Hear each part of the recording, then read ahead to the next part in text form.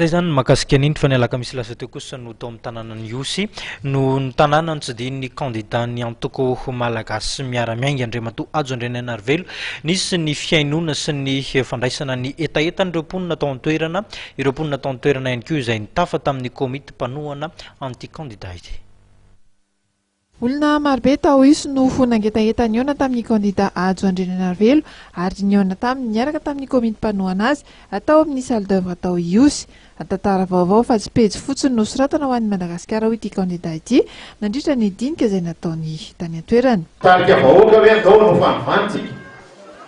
Dia rehefa tonga eo nefa fomba teo aloha ihany mavela. Zay eny manana eo eto amin'ny firenentsika. Satria ilay toerana no mahafinaritra.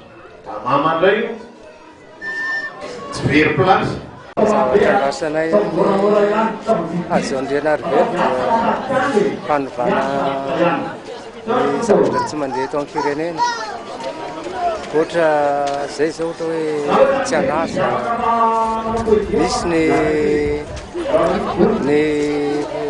tsy ohatra hoe ny jiro hoe tsy dia mandeha araka ny tokony izy dia tokony mba hazava ny tokantrano. Ho anay tanora manokana ny eto fatrolobe ny tsy fianasa ina fa ny orinasa madinika isan'ny tanora marobe ny manana diplôma eto manam-pahaiza nefa toa mirenireny tratran'ny chômage teknika zany dia zay mba gatahanay zay dia koa zany amin'ny akatokatoko ny alohan'ny fifidianana zao dia mba mangataka zay fanampiana raha mahita ma zany eto an-tanànan'Osy ny tsy fahadiova maro ny loka dia mitady fanampiana zay arabola mba hahafahanay mihetsika zany anaovana fandivan-tanàna.